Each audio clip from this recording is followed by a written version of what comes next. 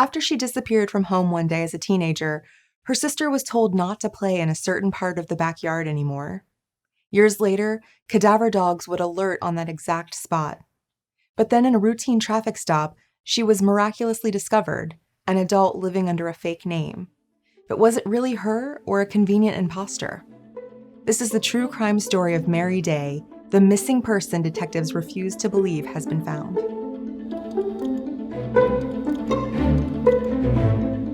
Hi friends, I'm Katie, and this is Katie Does Crime. So nice to be with you today after a short break for the holiday, and thank you for joining me for the first time if you're new here. Please consider subscribing or joining me on Patreon if you'd like to hear more true crime stories.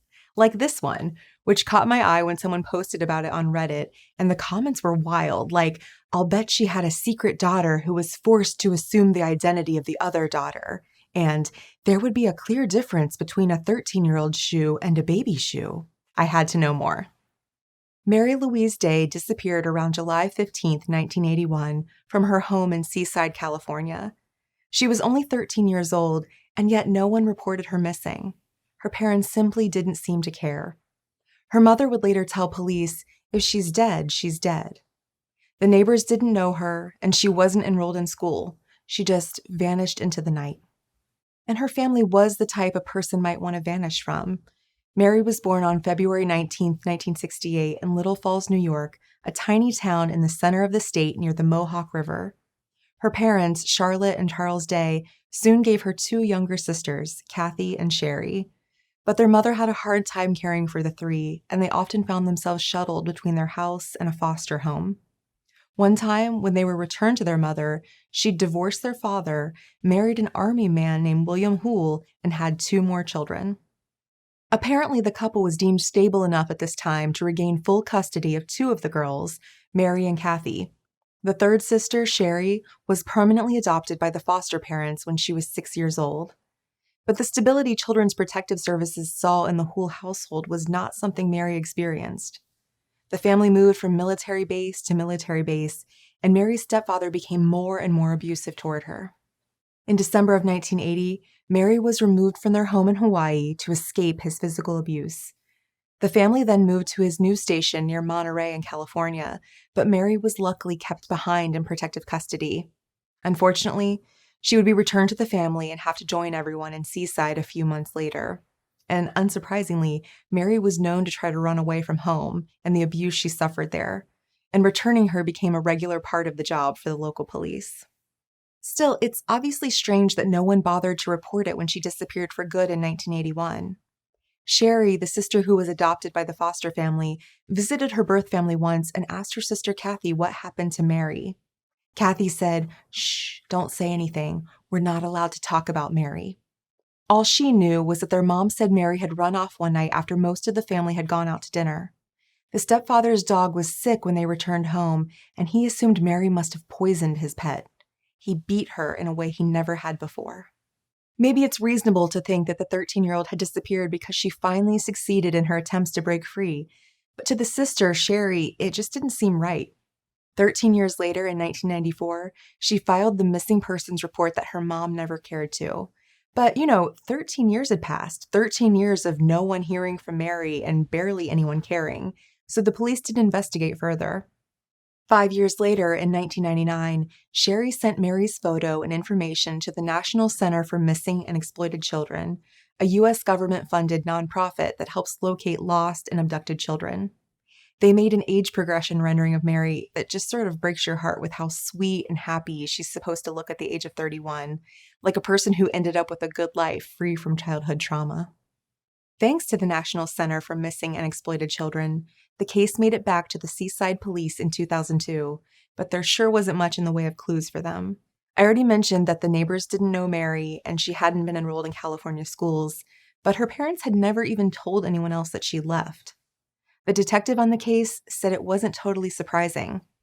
Because Mary's birth father had died in an accident during the time the family was living in Hawaii, she had been receiving government checks, which her mom and stepfather had been cashing in her name while she was missing. It was in their best interest to pretend that nothing had happened to her.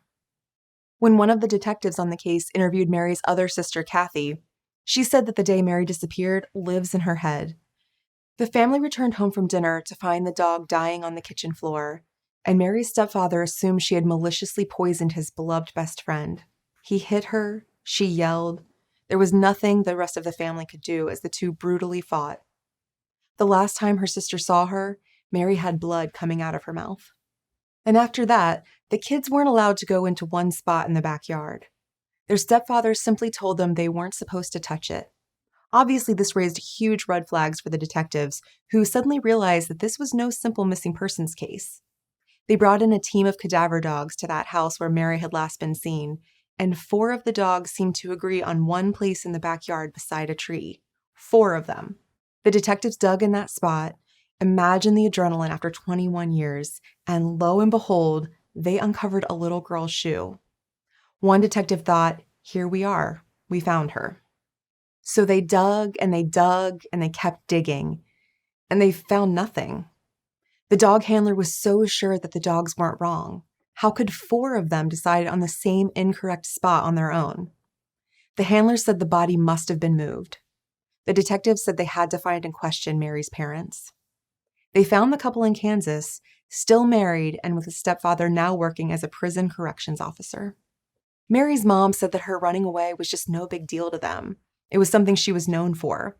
She likened Mary to a worm in a hole that you just keep grabbing at, but it just keeps escaping, which is an interesting way to talk about your daughter. The police asked her if she ever attempted to locate Mary, and she said that they should have. She added that her husband seems to think that they did actually call the police once. The police, unsurprisingly, have no record of this. Life is full of regrets. If you go back and say, if I did this and this and this is my problem. I didn't do a lot of things I should have, and I didn't do a lot of things I could have and would have. Now I'm stuck with consequences. For his part, Mary's stepfather said that he checked on the kids on the night of the disappearance and was just shocked to find Mary gone and called the cops. The detective was like, if she runs away all the time, why would you be so panicked? So the stepfather admitted that, okay, actually, he was really, really upset about his dog being poisoned. So as Mary tried to flee out the front door, he grabbed her, he pushed her, he choked her, he struck her. The detective asked where he hit her, and he said the upper chest. The detective asked if it could have been the throat. The stepfather said it may have slipped off and hit her in the throat. He also admitted that his anger level that night, on a scale of 1 to 10, was a 15. He said he didn't kill Mary, but his wife told him the next day that she had seen the devil in his eyes, like he was possessed by a demon. The detective thought that it was basically an admission of guilt, like he was saying that he didn't kill Mary, but whatever had taken control of him at that moment might have. The detective said, I believe you, you didn't kill her, but what about the demon inside of you? Could that demon have killed Mary? And Mary's stepfather said, yes, that demon could have killed her. The detective thought that day that he was letting a killer go, especially with Mary's mom giving that speech about life being full of regrets. But he thought the DA would build a case, that they'd circle back and nab their murderer, that the cadaver dogs were right. But then, in November 2003, they found Mary Day, alive, in Phoenix, Arizona. She was picked up by the local police as a passenger in a truck with stolen plates, but she handed over a legit ID, and when they ran it, her name came up in a missing persons database. One of the detectives on the case went to Arizona to meet this supposed Mary Day and sent a photo back to his colleague. They really did think it could be her. But what about the area of the backyard where the kids couldn't play in? What about the cadaver dogs hitting on a place where a little shoe was buried? What about the mom's regrets and the stepdad's near confession? This Mary Day said she had run away from home as a teenager and survived on the streets by living under the radar. She said it hurt to remember the night she left, but that even when she did remember, the memories were hazy. She knew her stepfather had slammed her head into the bathtub and the coffee table, so maybe that's why she was having a hard time recalling exactly what happened. Maybe that's why she couldn't remember anything about the dog being poisoned. The detectives were suspicious and refused to call the woman Mary Day. They called her Phoenix Mary. They decided to do a DNA test on her, knowing there was absolutely no way there was going to be a match to Mary's mother. But there was. This Mary Day was, in fact, a DNA match to the missing Mary Day's mom. One of the sisters, Sherry, invited the very much alive and not at all missing Mary to move in with her. Ta-da! Happy ending, right? Well, once Mary moved in, the sister wasn't so sure anymore. This woman calling herself Mary had this accent that didn't quite make sense. Very southern, certainly nothing from the places that they lived in, like California or Hawaii. And she was getting magazines sent to her with the name Monica Devereaux on them. But of course, accents can change. And Mary hadn't lived in either of those locations in a long time. And as for the name on the magazines, Mary simply said she'd never used her real name since running away from home. Her other sister also grew suspicious when Mary couldn't remember that the two of them had an inheritance they dreamed about as little kids. After their birth father died, money was left for them once they turned 18, and they thought of this as their way out when things at home were bad. They had a code word for it, Mohawk, like the river in New York they'd grown up by. But Mary couldn't remember this secret between them. Mary made matters worse by writing an email to one of the detectives that he says was along the lines of, "I've been lying to you about who I am." But what could they do? There was the DNA match proving her identity and everything. But a few years later, in 2008, cadaver dogs were searching Fort Ord near Seaside, California, on something completely unrelated. They searched hundreds of homes on the Army base. And you'll never guess where the dogs got a hit. The house where Mary's mom and stepdad moved to after her disappearance. But somehow, amazingly, nothing was found yet again. Detectives thought the real Mary's body must have been moved from her original home to this home and then somewhere else to cover the tracks. Even though the case was officially closed, detectives kept thinking about it and working different angles. One of the sisters confirmed that they used to wear keds, the type of canvas shoe found buried in the backyard of the old home. A research facility confirmed that the soil around it had the characteristics of a body being buried there. And there was the promise of that inheritance, motivation for someone to pretend to be Mary Day if they thought they could collect it. Detectives theorized that Mary's mother must have had a secret daughter before Mary was born, someone who never lived with the family. Mary's mom did allegedly have affairs outside of her marriages and became pregnant from them. Maybe one of these secret pregnancies resulted in a secret baby who agreed to pose as Mary Day in exchange for the inheritance. That would explain why detectives started questioning Mary's mom and stepdad in 2003, and then, miraculously, Mary Day appeared one day out of the blue a few months later with an ID that had been issued only 3 weeks prior. It's all a little too convenient, right? Detectives think that they must have felt the heat and contacted their secret daughter to back up their fake story with Mary's birth certificate and social security card. But by 2017, there was a new acting chief of police in Seaside, California, and she wanted to lay the case and its wild theories to rest. She had Phoenix Mary's DNA tested again and found that it also matched Mary's birth father. So this woman claiming to be Mary wasn't the product of some affair. The police chief examined the canvas shoe found buried in the family's backyard, and it was tiny, small enough to fit in the palm of her hand. Too small for a 13-year-old, especially one as tall as Mary.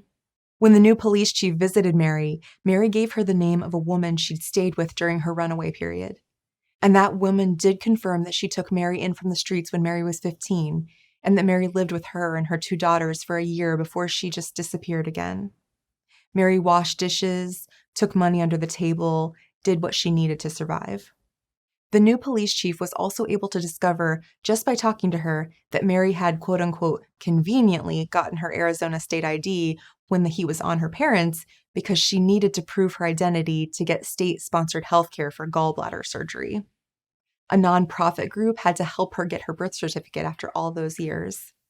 As for not remembering the secret code word for her inheritance with her sister, and that weird email to police where she said she'd been lying about who she is, the police chief chalks that up to Mary being a severe alcoholic with a drug problem for many years. The final nail in the coffin, so to speak, was a picture of Mary as a teenager. It was from the time the runaway Mary had been taken in by the woman with the 2 daughters, and it was taken at least a year after Mary had disappeared from home, at least a year after detectives thought Mary had been murdered. A company specializing in facial recognition software puts the probability at 99% that the girl in the photo is Mary Day. So Mary's case was finally closed for good. She sadly died from cancer 9 days after her interview with the Seaside chief of police. In her final interview, Mary said that it's very frustrating to try to prove who you are when there is no proof. And indeed, to this day, the original detectives on the case still can't get over their feelings that the cadaver dogs found something in that backyard. This case is so interesting to me because it's one of those that has such an air of mystery, and yet one by one, most, if not all, of the pieces of the puzzle fall into place. A traumatic childhood will make the brain do all sorts of tricks as a coping mechanism, not to mention the head injuries Mary seemed to have suffered under her stepfather on the night the supposed demon inside of him acted out. Accents can change all of the time, especially in kids who move around a lot, but even some adults call themselves sponges for other people's accents. The cadaver dogs, at the end of the day, are led by a handler who can sometimes guide them, even without realizing it, to a certain response. Studies show that human biases skew animal behavior, and dogs, even highly skilled ones, want to please their owners. And sure, it's very convenient that Phoenix Mary was picked up a few months after Mary Day's parents had come under suspicion. But I can't imagine that they were conspiring over the phone across state lines, okay, get a pickup truck and steal some plates for it and do something to make sure the local police pick you up so they'll find you in the missing persons database and then we'll be off the hook. Some have speculated that the biggest mystery in this case is why the detectives refused to let go of their first hypothesis even after so many holes have been poked in it. The only thing that still gives me pause is those cadaver dogs that weren't even looking for Mary Day's body, but got a hit at yet another house the family had lived in. Okay, maybe the family had buried their poison dog in the backyard, and that's why the kids weren't allowed to play in that area. And maybe the cadaver dogs that searched the home weren't trained well and alerted on the scent of the poison dog instead of human remains. But then, what was in the backyard of that second house? Was this family dog so beloved that Mary's stepfather dug it up and brought it to the new house? And then, because there was also nothing to be found when they searched the backyard of the second house, that means that the family dug up the remains of the dog yet again the next time they moved. It seems a little far-fetched. So what do you think? Is there a little mystery left in this case for you, or is the DNA evidence enough to close it for good in your mind? Let me know in the comments. Thank you for tuning into my YouTube video. I'm just a true crime fan like you are, and I really appreciate you taking a chance on me. Please like this video and subscribe to my channel if you liked spending this time together. I'd be so appreciative. Until next time, I'm Katie, and this has been Katie Does Crime. Sherry sent Mary's photo and information to this... There was nothing anyone the rest of the family could do. I think I said something strange. When the Panu... Two of them had an inheritance they dreamed of about as little kids. Dreamed of about. Indeed. Cadaver dogs were searching. The police chief talks that a traumatic childhood will make the brain do all sorts. She knew her stepfather had slammed her. Oh, darn it. I thought I got away with that.